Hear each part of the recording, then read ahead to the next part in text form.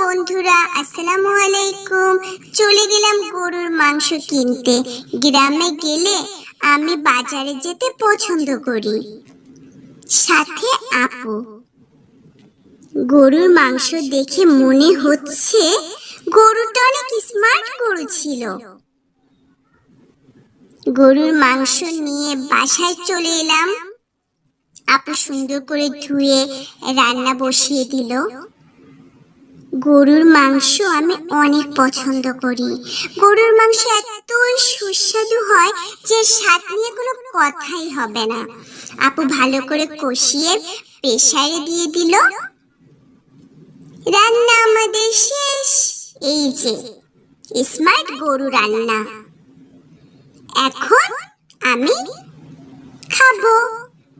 কতখানি দিয়েছে দেখো।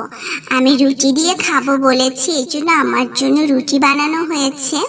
রুটি দিয়ে গরুর মাংস অনেক মজা লাগে আমার কাছে।